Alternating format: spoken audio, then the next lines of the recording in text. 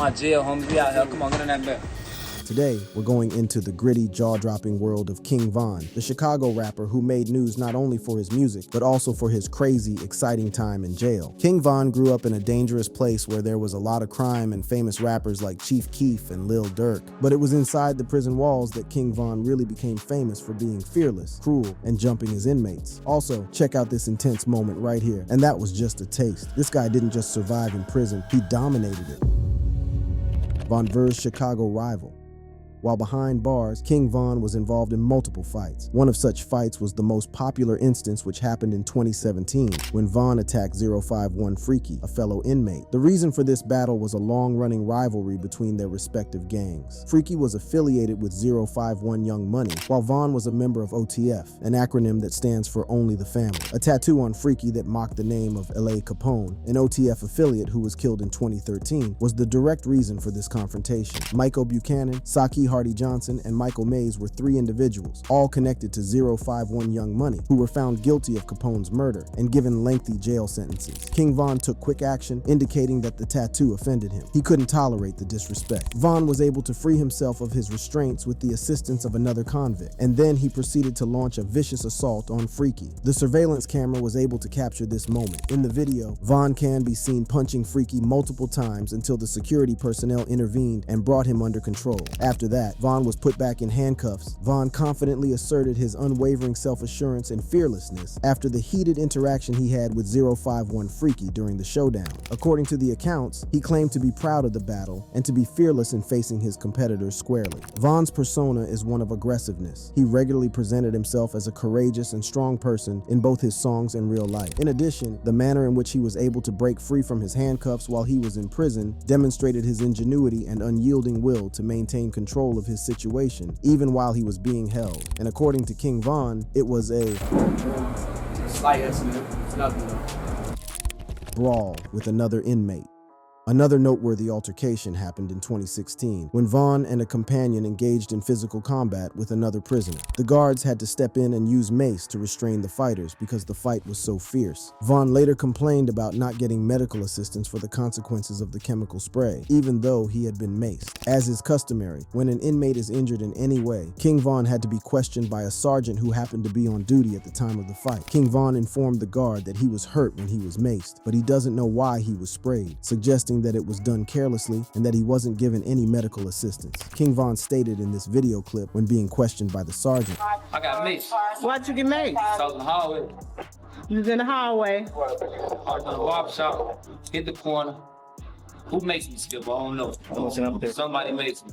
They just maced you for no reason? Yeah. Oh, okay. You got any injuries? Yeah. Did you receive medical attention? No, I talked to the counselor. I ain't get no. the late rapper King Von had a checkered past, and another video shows him claiming to be gay in an apparent attempt to get transferred to a different cell. Footage from Von's November 2017 body cam went viral, showing him trying to get protective custody and a transfer to a different section of the prison by telling officers about his alleged sexual orientation. So because of your sexual orientation, you're requesting protective custody, is that correct? Yes. Okay. Bye, little Josh.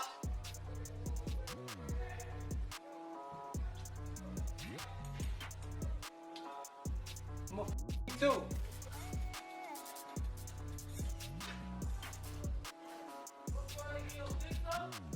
They trying to let me suck their.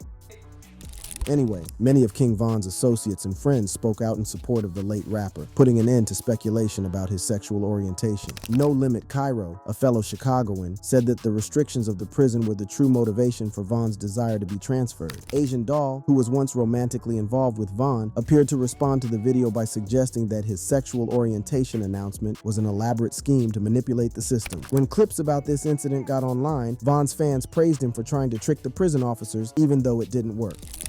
Toe-to-toe with an inmate. While King Von was in prison, there were a number of fights, but one particular fight stands out because of how daring it was and how many jail guards were involved. During one event, Von and his friends confronted a prisoner who wasn't expecting it right in front of the guards. That is how dangerous jail can be. You always have to be on guard. This fight happened because of personal grudges, and there was an ongoing gang feud. When Von saw how carelessly a fallen comrade was being treated, he was greatly offended and felt he had to act right away. Even though there were several guards around, Von and his friends went ahead with their strike right away. The guards quickly stepped in to stop the fight, restrain the attackers, and bring back order. In the middle of all the chaos, Vaughn tried very hard to get away. The video, on the other hand, clearly shows that the guards caught him right away. Vaughn refused to stop yelling and fighting hard against his bond, even though he was being held down. This part shows us how angry Vaughn can be and how violent prison life can be, where gang membership and personal grudges often lead to fights between prisoners. Vaughn tries to burn prison.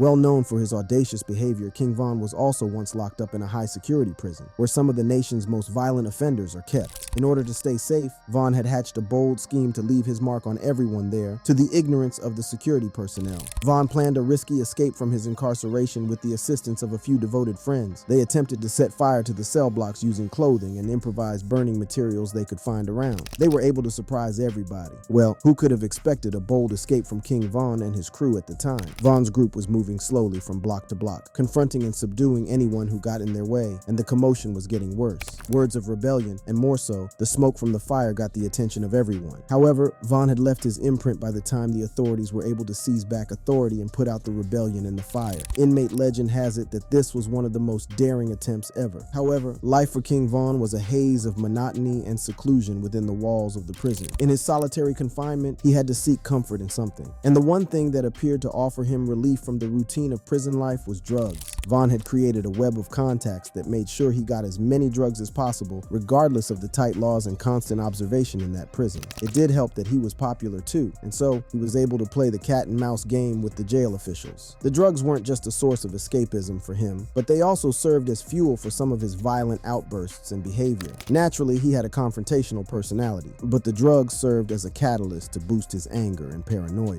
Von was known as a wild and unpredictable inmate inside the prison hierarchy due to his antics driven by drugs.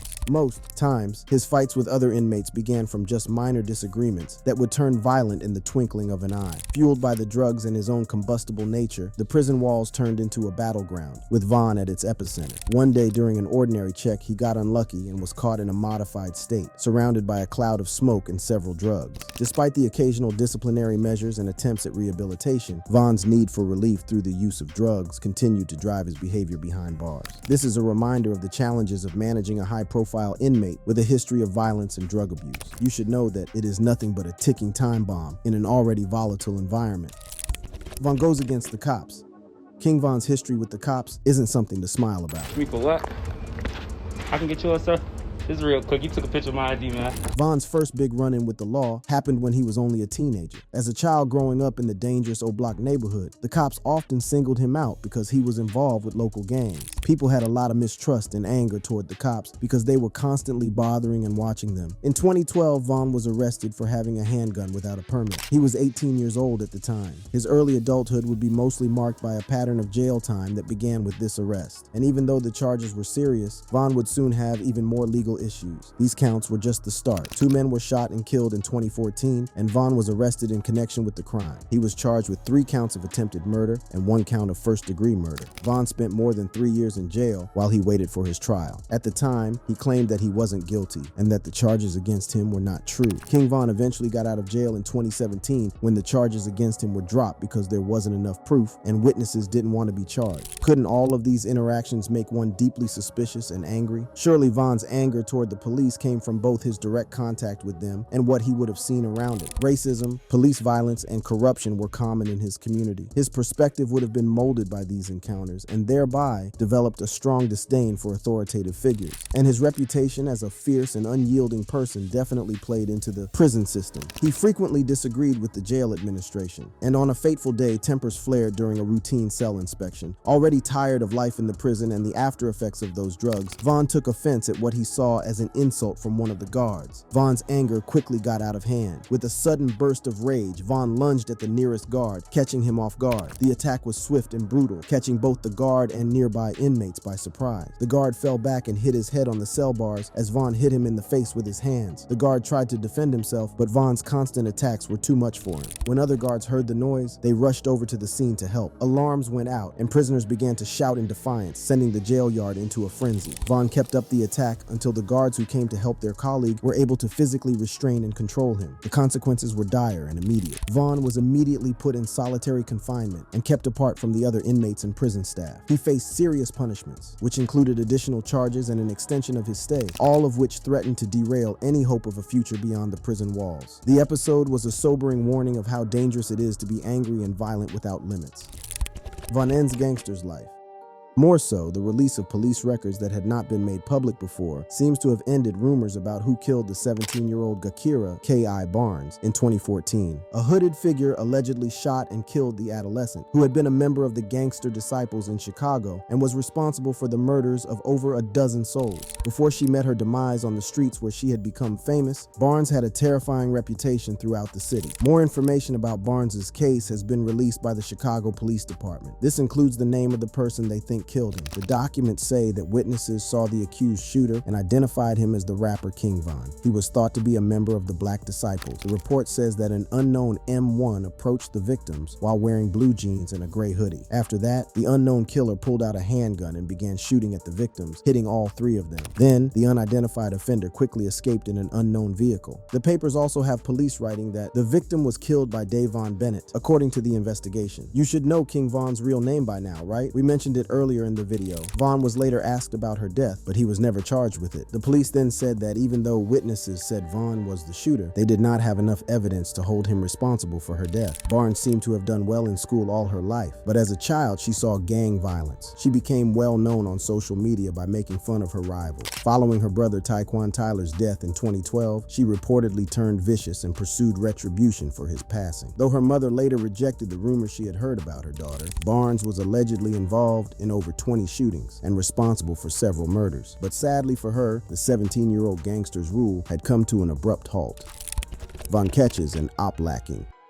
King Von was also drawn into a savage rivalry that would turn into a physical altercation. An enemy gang member named Malcolm Stuckey met Von and his friend Big Mike at a house party on July 24, 2014. Stuckey was a member of the Gangster Disciples, or GDs. The GDs were a notoriously deadly rival gang to the BDs. Von was reportedly receiving unpleasant stares from Stuckey and another man, but Von was not having it, and after leaving the party with Big Mike, he got a .40 Smith & Wesson, went back to the party, and shot them. Big Mike told the cops that he and Vaughn got out of the car and rode after them. Big Mike also promised to testify against Vaughn. Vaughn is said to have shot one man in the face, fracturing his jaw, while Mike is said to have shot the other man in the foot. Not only did Big Mike opt not to testify in court, but other witnesses failed to appear. In the end, Vaughn was found not guilty of any crimes, and Mike received a 28-year term for aggravated battery with a firearm. Although Big Mike didn't testify in court, what he did tell the police raised serious doubts about Vaughn, and so he was put out as a snitch in the gang. And as it turned out, Big Mike was related to Wooski, another hip-hop artist from Chicago. Wooski grew up in O Block, but he finally started hanging out with people who were against it in St. Lawrence, Eberhard Avenue. This group of GDs is made up of the St. Lawrence and E Block territory groups. The two blocks formed an alliance decades ago to fight O Block and other competitive gangs because they were so close to each other. Only one block separated them. When Wooski was 12, he was accused of killing a BD from O Block with a gun. He was then told to leave the area. After leaving O Block, he moved to St. Lawrence, Eberhard Avenue, and quickly became friends with other GD singers like FBG Duck, Lil J, and Lil Jojo. Wooski and Vaughn engaged in a vicious, well-publicized Twitter battle that lasted for years. They kept making fun of the dead gang members and asking each other who would die first. In October 2018, Wooski decided to have a cigarette outside while at the funeral of his friend Dusky Daman. As soon as he left the church,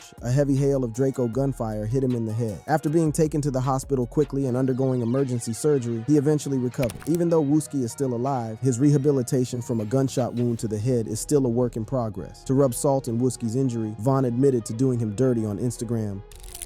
Vaughn murders rival gang member. According to multiple verified stories, the Chicago rapper is now thought to have killed another person. This brings the total number of people who have allegedly been killed by Vaughn to 3. As the sun went down in Chicago, King Von and his group roamed the south side. There was a palpable sense of worry in the city's gang-ridden areas, the kind of anxiety that usually comes before violence. According to reports, Vaughn and his friends were at odds with the local gang known as STL, or St. Lawrence, to which Model McCambry belonged. Furthermore, Model McCambry had been causing problems for Vaughn's team for some weeks. That chilly October October evening was the tipping moment in their feud. While hanging out in the area, Vaughn and his friends saw McCambry and his friends relaxing at a nearby convenience store. Vaughn's group moved forward to challenge McCambry's group. They were armed and ready to fight. The talk was short but very powerful. As insults and threats were traded, things quickly got worse. It was clear that violence had to happen. Chaos broke out when a member of McCambry's team pulled out a revolver and fired a warning shot into the air. When Vaughn's team responded, they opened fire on McCambry with a lot of guns. McCambry and his group were shocked and quickly ran for safety, but it was too late. Vaughn noticed McCambry trying to escape down an alleyway in the midst of the mayhem. Vaughn followed him, a stern determination in his eyes. When Vaughn caught up to McCambry, the chase was over. Reports say that Vaughn fired the shot that killed McCambry in 2012. Different witnesses have told different stories about who killed McCambry. Still, the Chicago Police Department thinks King Vaughn killed him, not T. Roy, who is another suspect. King Vaughn and T. Roy were best friends. For King Vaughn, Modell McCambry's murder was just another violent chapter in his story, a terrifying warning about what happens when you cross paths with one of Chicago's most known street characters. Vaughn battles Quando Rondo.